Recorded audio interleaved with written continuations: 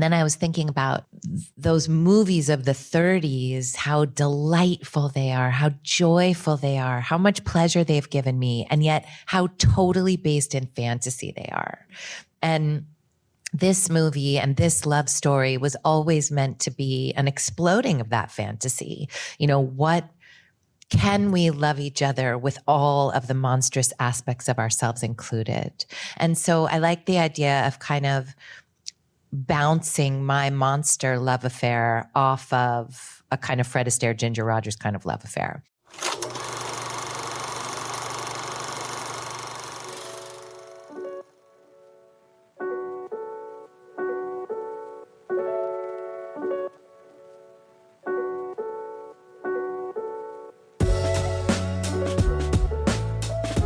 Hello, and welcome back to The Director's Cut, brought to you by the Directors Guild of America.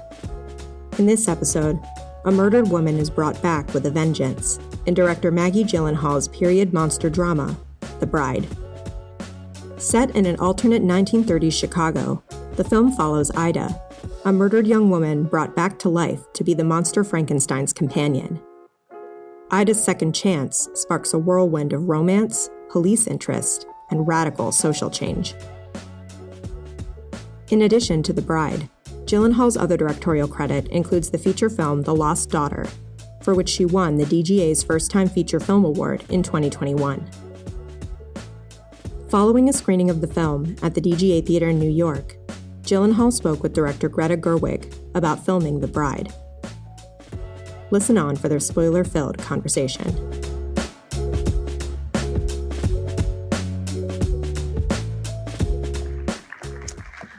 I am going to get my notebook out so that I can appropriately do this. Is this the first time of everyone seeing the film? Oh, it's the first time. It's pretty amazing, isn't it? It's so.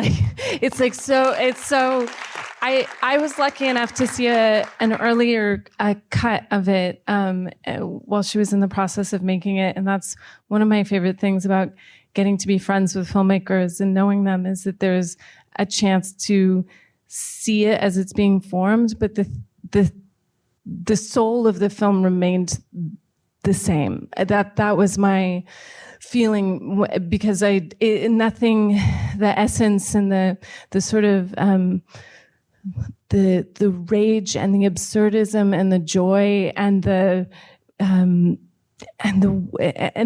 sort of beauty in all of the horror was very much maintained. And I feel like, I know you went through a long process of working on it, but I guess the place I want to start is for something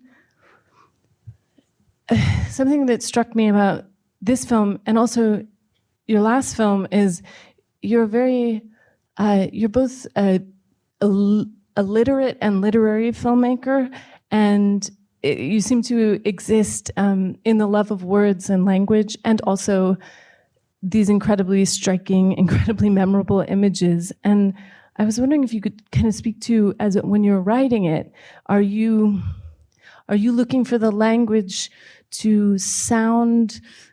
Are you reaching for language, or are you reaching for images?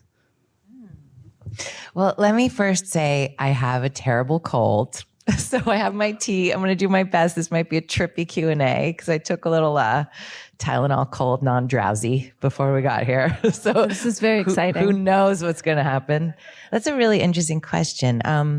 What comes to mind was that my editor on this one, Dylan Titchener, he said to me, wow, The Lost Daughter was almost a silent film, which is not true, actually, but that's how he digested it. And this one has so many words. The thing I would say is the words in this movie are rarely the point of the scene. I think that that's cheating. To be completely honest, yeah, there are some times where in a big, huge movie like this, they have to be the point of the scene now and then.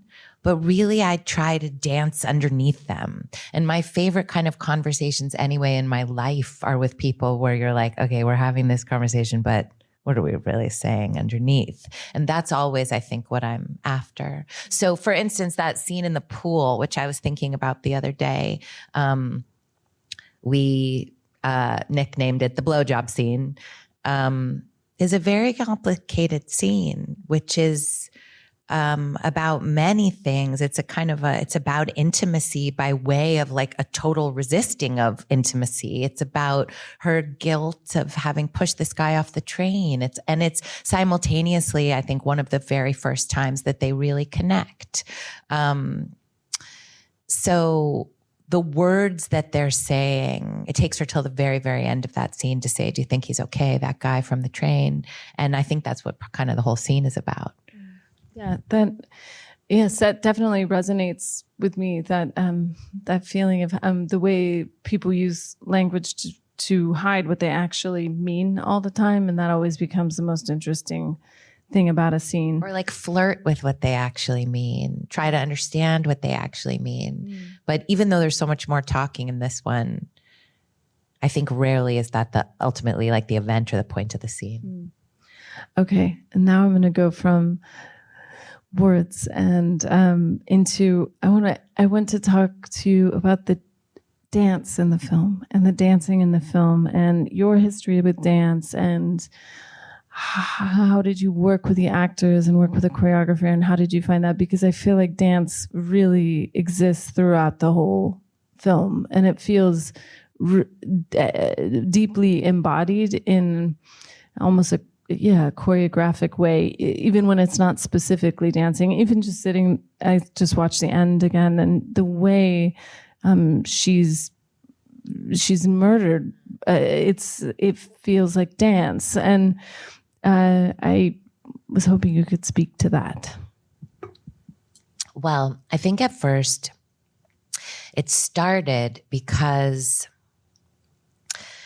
I realized, well, first I had set the movie much earlier when I was writing, which we can talk about, but I won't get sidetracked on that. And I realized at a certain point, I wanted Frank's primary relationship to be with someone in the movies.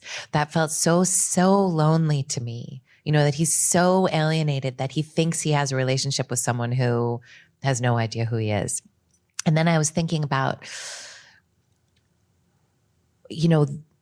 those movies of the 30s, how delightful they are, how joyful they are, how much pleasure they've given me, and yet how totally based in fantasy they are.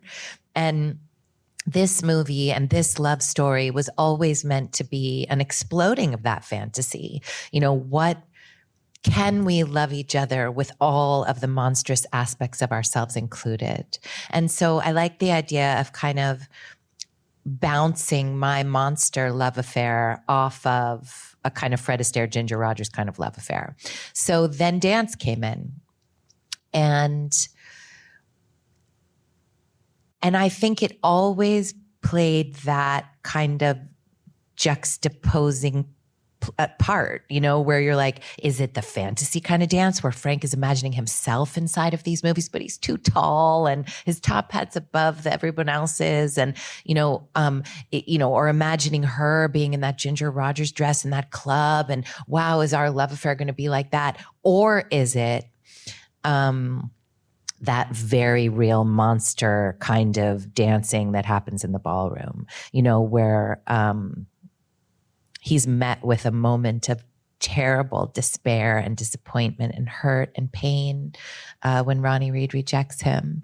And he can either smash his head in, like we saw him do to the guys in the club, or he can dance. And I remember actually, in terms of process and working with everyone, I remember auditioning these incredible dancers in New York and Midtown in one of those like rehearsal spaces, and saying to them, move across the room and surprise yourself at what happens when you let a little of your monster out.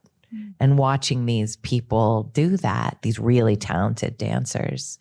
And then we worked with 3 choreographers, really. We worked with Michelle Doran. She's the tap choreographer, to do the kind of more basic, not basic, but more traditional Ronnie Reed stuff that Jake does. And that Frank does in the beginning. And then Bobby Jean Smith and her husband, Or Schreiber, they come from Ohad Naharin's Gaga dance school, Bathsheba. And they're kind of like the most, to me, like some of the most exciting modern dancers. So it was a combination of that kind of more traditional tap and then that wild new contemporary dance. Did you dance with them? I guess I ask this because I always feel like I've made everyone in the crew, the camera, everybody, do dance warm up because I think it's so self-conscious to dance in front of people. And I think, oh, well, if you see all the people who are going to be photographing you and they too are also having to dance and I'm dancing and it's all kind of ridiculous, it makes it less embarrassing. It's so funny, actually. In The Lost Daughter, I remember Olivia Colman really felt unsure about one of her first scenes in a bathing suit. And I was like, all right, I got in my bikini and shot the scene in my bikini and did it right along with her. In this case on set, no, I didn't dance. But in fact, our very first rehearsals together, Christian and Jesse and I were dance rehearsals. And I didn't want to dance. And in fact, I didn't want to dance because I thought for so many years, I'm an actress, right? And I wanted to really make a distinction. And I thought that was important for everyone. But in fact, Ohad Naharin from Bathsheba led our first dance rehearsal. And he was like, listen, Maggie, it's up to you, but I really recommend that you dance. And I did. Oh, that's wonderful. Yeah. I think I always think dance is also such a good place to start because it becomes less about nailing a performance and more about how does it feel inside. And it feels like I feel like whenever I can, I like to sort of start there. This leads pretty well to the next question I had, which is it's about rehearsals and how you use rehearsals or don't use rehearsals. And then this is a very specific question. Sorry. I had said this to you I noticed your first AD was David Webb, who had been the first AD that I had worked with when I did my first film as an actor that was that I got my SAG card in, and he was so wonderful and so protective. But I always wonder with rehearsals. I like rehearsals. I always want more time for rehearsals, but then I find you say you want it's 3 weeks, and then that gets cut down to like 2 weeks, and then they say, oh, and then it ends up at you have a couple days. I just, in terms of how do you use rehearsals? What do you like to do with them? And then how do you work with your AD to protect the time? I guess I feel like, having been an actor for so long, I wonder if you're the same. Like, everybody wants something different. Everybody needs something different. Obviously, dance really helps protect rehearsal because you got to know how to do the dance. Know how to do it, yeah. know? So whereas some people will say, oh, no, the actors will just show up and they'll do their thing. And people have respect for the time it takes to learn how to do a dance. I was working with Jesse on this for a year, really. I mean, we would have some proper rehearsals, which kind of meant going through the script together, talking about. I mean, I had an amazing teacher as an actress whose name was Penny, which is, I think, why this name ended up in there, who was Actor Studio. I didn't know that at the time, but she was. So she had a kind of basic, what do you need? What are what's the event of the scene? What must happen in the scene no matter how it happens? What do you need? And what is the obstacle to that need? Just a very, very basic kind of way of going through. And I started with Jesse like that. And it's very, very exciting and helpful and kind of really loosens things up, I find. Christian, on the other hand, I did not work with like that. Christian likes to talk on the phone, not Zoom, for like 3 hours at a time. and so we would just have really long phone conversations for, I would say, I mean, we had the actor strike in the middle of this, so we kind of couldn't talk for a while, but we had lots of phone conversations around that went on a long time, and he would send me like, for instance, Sid Vicious doing the video of I Did It My Way. Have you seen that video? Yeah. It's amazing. Yeah. So beautiful, that white jacket, which then that actually led to Frank flipping his jacket around when he sort of gets to be the sort of much more wild punk monstrous version of himself, came from that video. And that video, he texted me after one of our 3-hour-long conversations where my family's like, hey, are you coming to dinner? And I'm like, sorry, I'm on the phone with Christian. Penelope and Peter, I worked with together just around my kitchen table. I'm married to Peter, so he's actually right there. And he and I, it was interesting because I asked Peter often to read drafts, give me notes as an objective, kind of more intellectual or artistic filmmaker mind. It's not really what Peter does. Peter gives me notes really from the point of view of an actor. For instance, I love this moment where Frankenstein smashes the window of the car when he's jealous. And I hadn't had that in there. They were looking for keys, the idea being that there's often keys under a wheel, and Peter was like, why wouldn't he just smash open a window at this point? It's such a great note and such an actor note. Really great. And so with Peter, I felt like we already have a subterranean language. And so it was more like stuff that would come up on set. He's very, very discerning about details.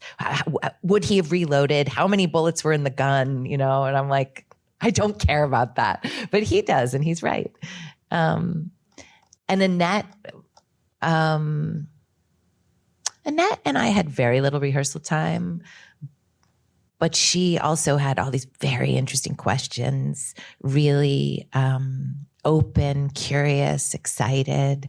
I think a lot of the work actually happened in the moment on the day. Can I ask about so there was a version of this that what you said was set even earlier, yeah. And but that obviously wouldn't have included movies. So you moved away from that. Yeah. What I had originally set it after the Civil War. There was a time where, and I think it's because so many people had died in the Civil War, and in particular, so many men had died in the Civil War, that this new job emerged called being a spiritualist, which was almost entirely women.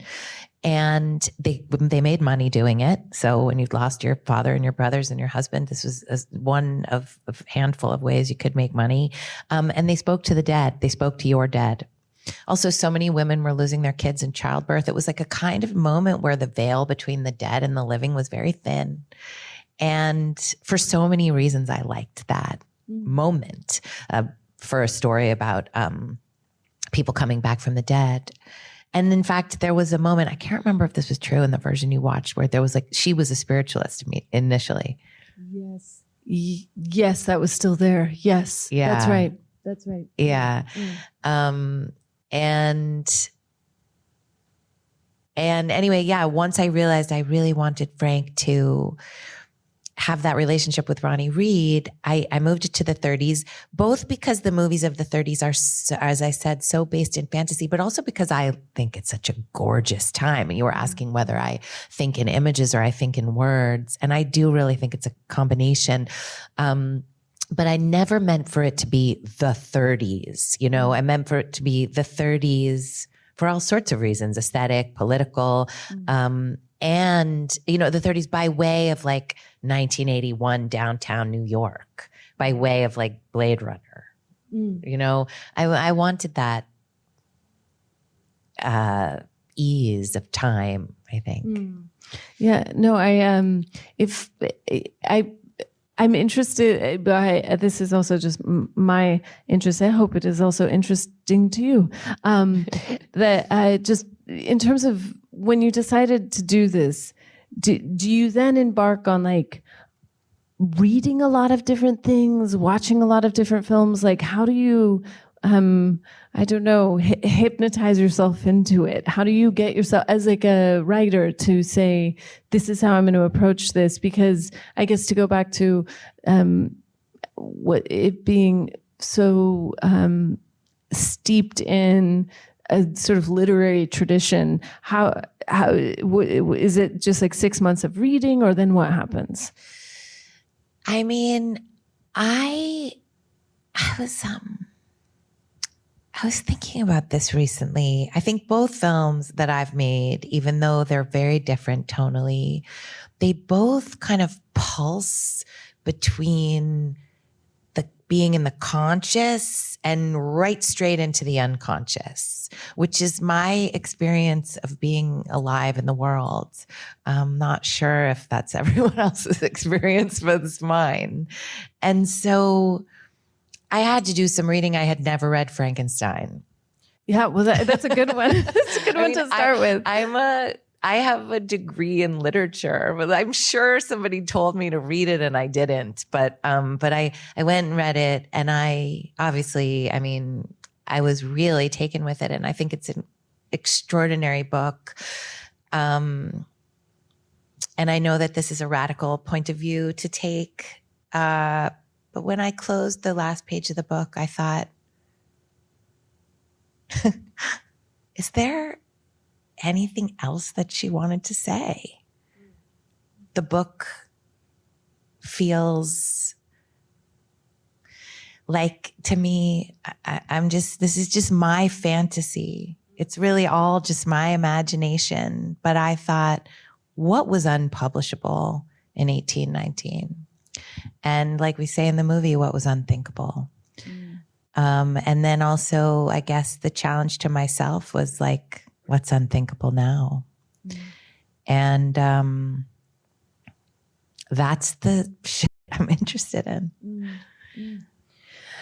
So just to say also, yes. The other literary stuff that comes up, like the Melville stuff, I didn't even know. I was like, what is that? The I would prefer not to. I didn't remember what that was from. It just came into my mind, and right, that's from Bartleby the Scrivener. Oh yeah.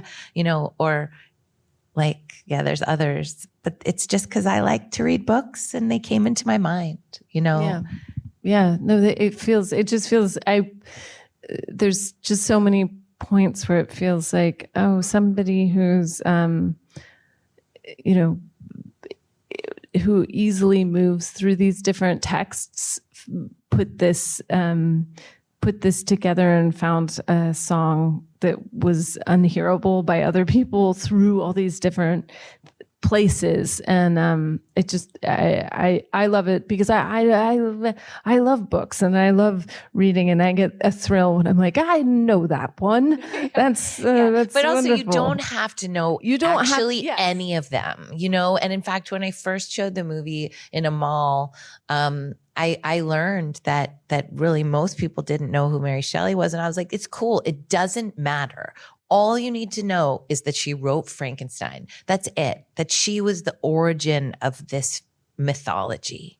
That's it. That's all you need to know. So I was like, okay, I should put in really huge letters on the screen. And then I think I love how you did that actually in Barbie, where there's something, I can't remember exactly, I'm sure you will, where Margot Robbie is saying how she just doesn't feel beautiful enough or something, and you say Margot Robbie is probably not the right person to illustrate this point.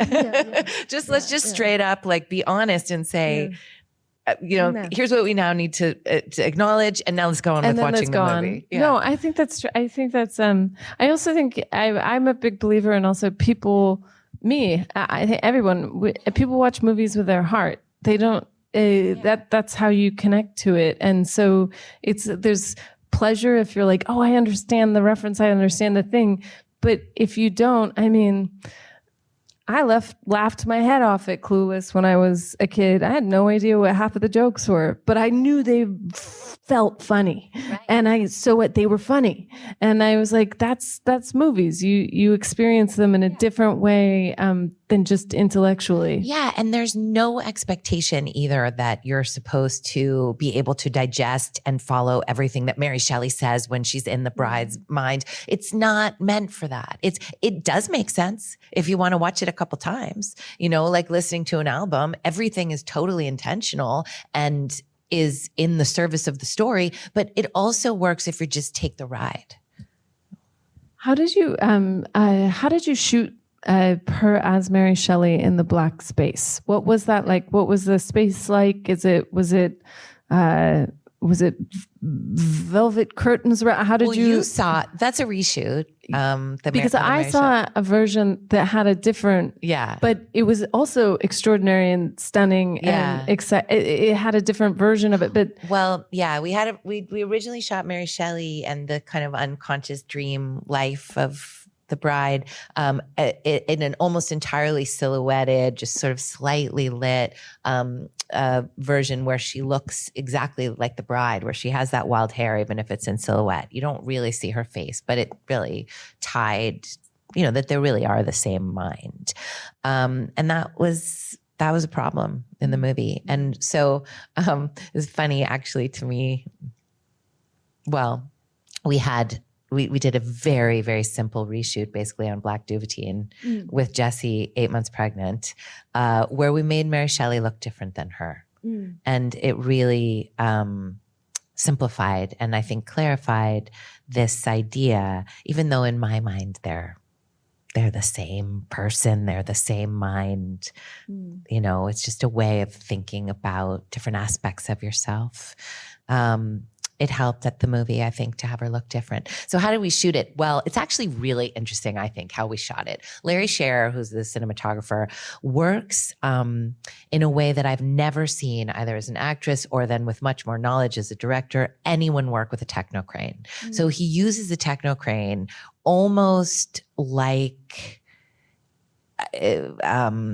a Ronin or a Steadicam or even handheld, but he's operating those, moving. I mean, we're at the DGA, so I'm assuming that you guys know what I'm talking about. Those wheels from his monitor away from the techno crane, also at the same time calling out lighting changes. I mean, you can see that there are lighting changes happening within that kind of black void space. And then Jessie is responding to the lighting changes. So it's all happening and then Dylan and I are cutting it, sometimes cutting on a lighting change, sometimes allowing a change to happen inside of a cut. That was really, really exciting work, to be honest. That was like, Larry and I called it playing jazz. You're hearing him on his headset, sort of, calling both lighting changes and talking to the Technocane grip at the same time and operating pieces of it himself. And then Jessie responding to that. It was really exciting. Yeah. Where do you like to be on set? Like, do you like to be at, with a monitor? Is it at a place? Is it on you? Is it a little one? Or do you like to be right by camera? Where do you enjoy being? It's funny. I like the handheld monitor, but I find for myself at this moment in my understanding of like a cinematic language, I can't say, oh yeah, okay, a 58 is going to look like that and be able to imagine it. Or, I mean, I can generally know, okay, a 58 is going to feel like this and a 250 is going to look and feel very different. But I find being at the monitor and seeing the frame is a massively different experience than being right next to the actors. That said, it's funny. I'll tell you this like funny story. First of all, with Jessie, who I'd worked with before on The Lost Daughter, there were many times where I would give her notes that were not appropriate for anyone else to hear or not for anyone else to hear. But there were also times with me and Jessie where I just call things out to her, in which case I would be right there with the monitor calling, no, go back to the beginning. Let's start over. This is happening. This is happening. And then I needed that like portable monitor. I was looking at the monitor right there, communicating with her. And that we used to do that a lot. And one day, Christian, who I would never do that to, I would only ever whisper into Christian's ear. He was like, Maggie, will you yell at me too? Oh. And so in that case, I don't want to be over, or like with kids, I need to be right there. Like, put the thing down, look at me. No, look at me. You know what I mean? But I did not think as a director that I was going to want to be sitting at the monitor, but I actually like it. How about you? I'm usually right on the side of camera. I don't know, but that's just for me, it's kind of selfish in that way of like, I really like watching actors act, and I feel like I get to sit right there and watch them do it, and it's sort of the most exciting thing. And so I kind of once I set the shot with a DP, and then I trust what they're doing. But different things need different moments. But I know some people are quite like, I do it this way or I do it that way. There's also something so like hot and nice and kind of exciting about squatting down with the, but I do need to look at it on the monitor. I will say one other thing. There's mostly, I would read off camera with Jessie when she was acting with herself, but I would not act with her because she was playing both parts. So I just kind of hold the lines for her. Yeah. I would do it a little just to give her something, except for one scene, which was, in fact, weirdly, it wasn't because it was the very last scene, but it was the very last scene we shot. And she was 8 months pregnant and tired. And I think she's absolutely incredible in this movie, like nothing I've ever seen. But it was the last scene between the bride and Mary Shelley when the bride's in the cornfield in the car and calls out, says knock, knock for the first time herself. And we were doing the other side of it. We were doing the Mary Shelley side. And like I said, I always needed to see the frame. And I could see that Jessie needed someone off camera for her. Fair enough. And I was like, fuck, wait, do I look at no, I don't. And I just put the monitor down and walked over and like actually acted off camera with her. And it was a really cherished moment from the whole process. And as you say, it looks great. It was fine. My DP, I trusted my DP. Yeah, no, it's that trust allows you to be anywhere. What you said though about like different actors needing different things, like that's completely true. And I feel like part of the process, actually, I even think of like their response to rehearsal. It's one of the reasons I like to do it, because even if they resist it, that's also information. I don't need them to do it if they don't want to, but even how they negotiate with it, or sort of toe dip or don't, or whatever it is. And then you're like, oh, I know something about you. It like gives it a container in which to start learning each other. But I do. That thing of, I'm more of like a whisper person, or like I don't want to do it in front of everybody. But then I've had people say to me like, just yell at me. I don't want this to feel precious. And I was like, oh, all right. You want me to just yell at you? Even people like, I think, a really obvious example is like the notes that I would give Jessie Buckley. If I tried to give a note like that to Olivia Colman, she'd be like, what the fuck are you talking about? Like she wants it. She wants something else. Or Dakota Johnson, for instance, I could give her 8 notes in the space between a take, and whatever she wanted that. She wanted a waterfall to flow over her. Whereas Annette Bening, if I did that, I feel like she would have walked off set, but it takes a second to know what everybody wants. And that Annette wants one thing, and a considered thing, told simply, fair enough. You know, everybody wants something else. And I really love figuring out what that is. Okay. This is maybe I just want to talk for 1 second about, I mean, all of your collaborators are so profoundly wonderful, but can you talk about working with your costume designer? I mean, the everything about it is just so beautiful. And so like, in a way, I feel like when I saw it, I was like, oh, it makes things, you know how like certain movies, when you see them, you're like, oh, that just became off limits because they did that so great. And like, like, that's what I felt like watching this. It's like, and what was that relationship like, and how did you work together? Well, Sandy, I remember being a kid and watching the Oscars and just watching Sandy Powell win every year, but being so young and not understanding who she was, but just being like, who's that lady? And what is she wearing? And she looked like David Bowie. Yeah, always still does. Yeah. Yes. And then that's exciting and can sort of like, whoa, who's this? You know?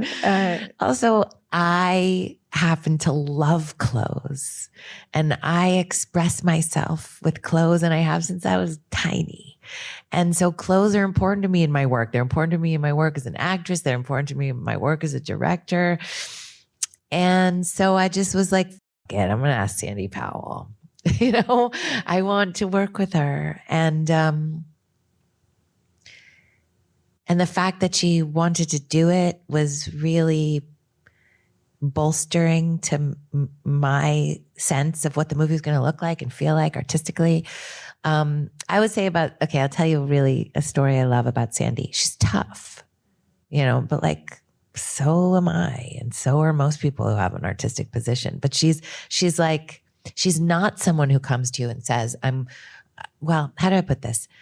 As an actress, I used to be surprised, and then I stopped being surprised, that the people I was working with often didn't seem to be interested in why I was there as an artist. Like, I'm here doing this role as an actress because there's something I need to express, because there's something about this piece of work that calls me. And so then therefore I can offer that to the project. And I think the most interesting collaborators on every level, actors, of course, but DP, production designer, costume designer, everybody, I want people who have that artistic need for themselves. And Sandy does. So she comes going, this is what the bride should be wearing. She says, I've tried all these shapes on Jessie, and this is the shape that works best. And so she comes to Jessie and I with this dress, with this orange dress. And both of us were like, whoa, it's really orange. And we had tried a dress that was slightly more rose, still orange, but like a little more toned down. And Sandy was like, no. and if, you know, I said, could it have a little more brown in it maybe? And she said, I don't do brown dresses. That's awesome. And I was at first like, okay, this is not the kind of collaboration I was anticipating. And then I did what you were saying. I think I had a dream about it, actually. Like I said, I live half in my unconscious. And I went, trust this woman. Yeah. And just do it. Yeah, it's a bright color. And yes, it's a little scary to have this dress be her dress the entire time. And I was like, trust her. And I did. And then I saw the dress lit at night. And I was like, she's a genius. Yeah.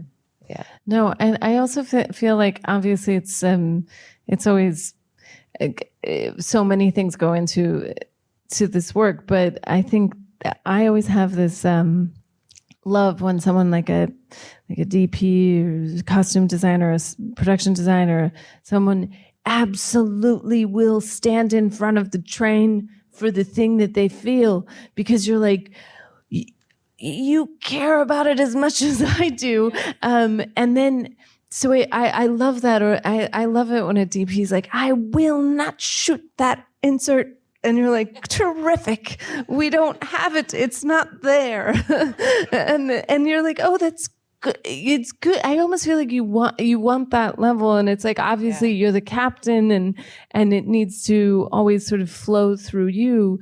But it's also like, you want the generals to be really committed. Totally. And I think, so many things to say about that. First of all, it's up to us in the end. So like, why not let someone try the thing that they want to try so much? Ultimately, we can use it or not. And I'm so up for being surprised. I'm so up for being wrong. I love, my favorite thing in being in an edit is like, there's a take that an actor really wanted to do. And I was like, I'm never going to use this.